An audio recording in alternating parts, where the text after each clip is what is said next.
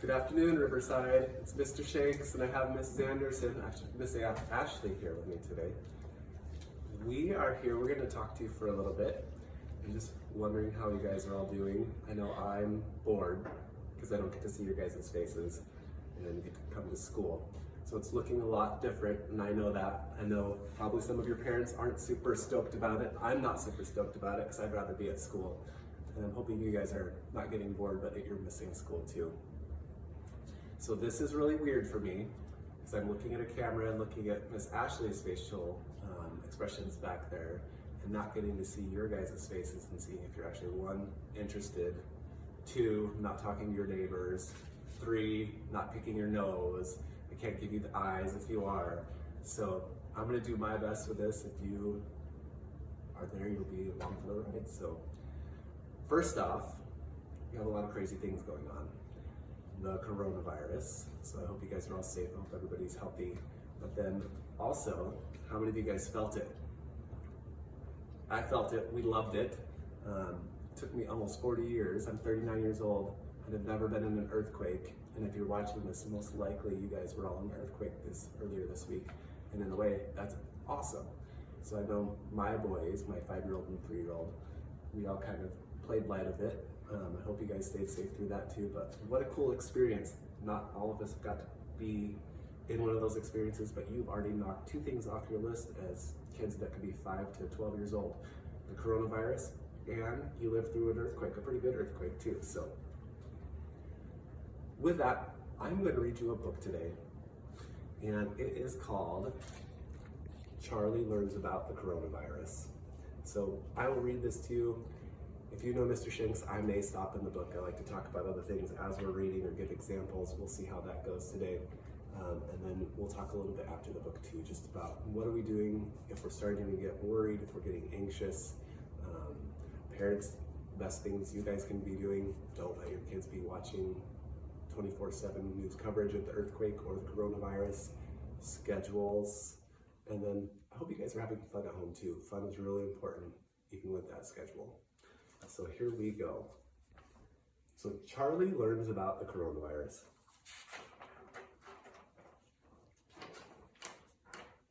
Hi, I'm Charlie. Things have been sort of weird at my house. School is closed and it's not even summer. My parents aren't going to their jobs. Dad said it's because of the coronavirus. I had a bunch of questions.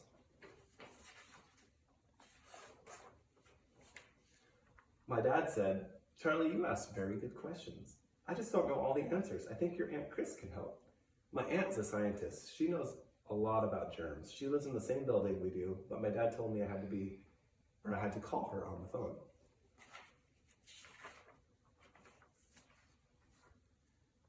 Aunt Chris was happy I called her. She told me that even though we live close, we have to stay apart right now. That's because of a germ called a virus. People call it the coronavirus or COVID-19. Aunt Chris said that when people get close to each other, it's easy to share germs. That's why we have to talk on the phone, and that's why my school is currently closed.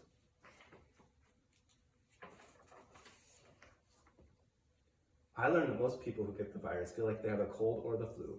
Those people can stay home and rest to get better, and usually kids don't get sick.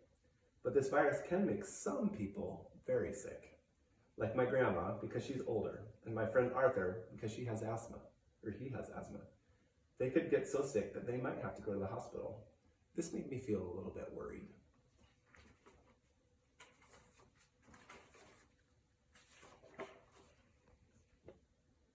But my aunt told me not to worry. She said that lots of doctors and other adults are working hard to keep everybody safe and healthy, and that made me feel a little bit better. She told me that kids can help too. Charlie, she said, your job is to be a germ buster. Here's how I bust germs.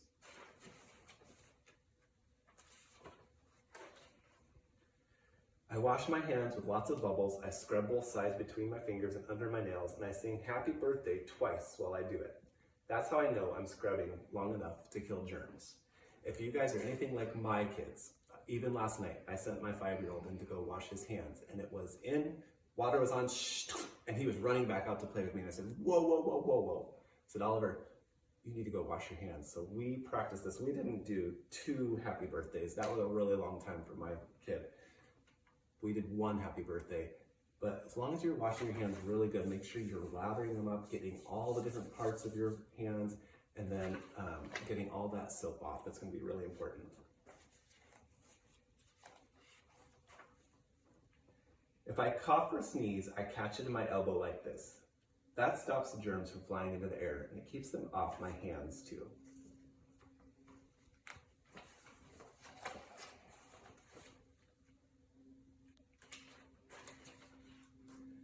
I try really hard not to touch my face because germs can get into my body through my eyes, my nose, and my mouth, but it's not an easy thing to remember. Sometimes I put on my bug mask for a little help to try to remind me. It stops my hands if I try to scratch my nose or rub my eyes, and it makes my parents laugh when they see me.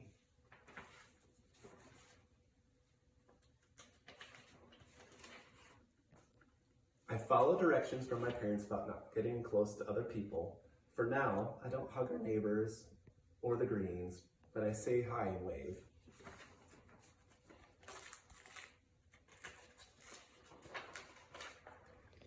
I don't go to art classes right now or play with friends at the park, but I can still have fun.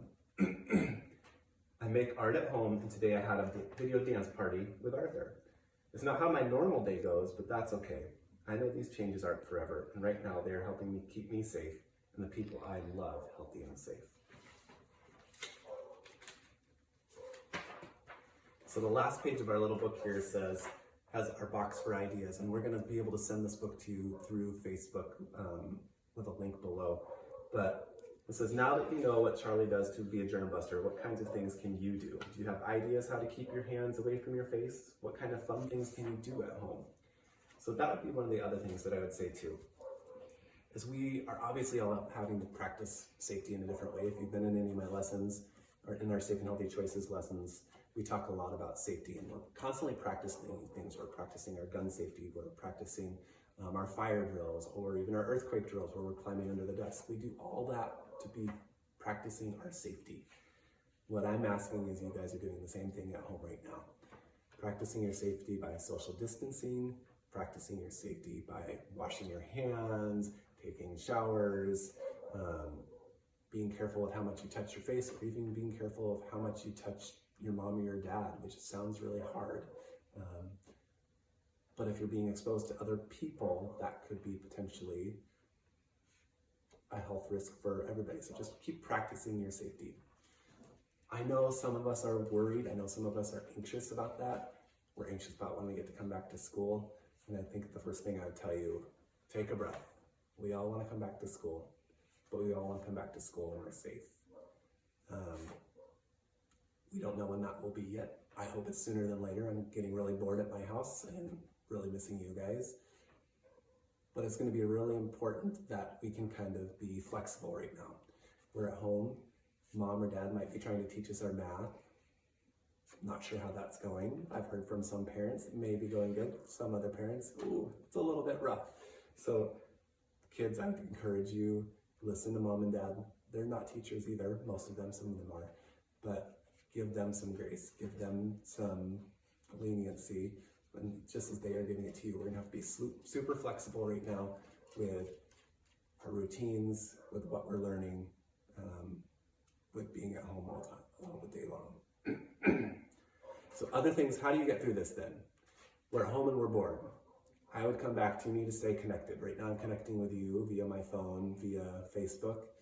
Do the same with your friends. I hope some of you are hooking up with your friends, whether talking to them on FaceTime or through Google Hangouts.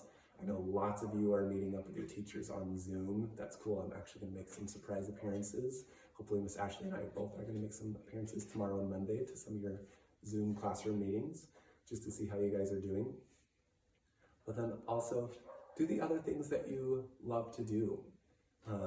Not saying go play video games for 12 hours a day. I know that some of you love that, but you need to get outside, be creative with your brain, color, draw, build a puzzle, do different things that are engaging your brain that can, one, to get your mind off of COVID-19 and the awesome earthquake we just had, but two, so your brain is continuing to be engaged and because it's healthy. So my dog has not moved at all. Digby, can you say hi at all? But I hope all of you are well. I hope that you have some fun over your break. You should be doing schoolwork too and being with your family. But I hope to see you guys really soon. Take care.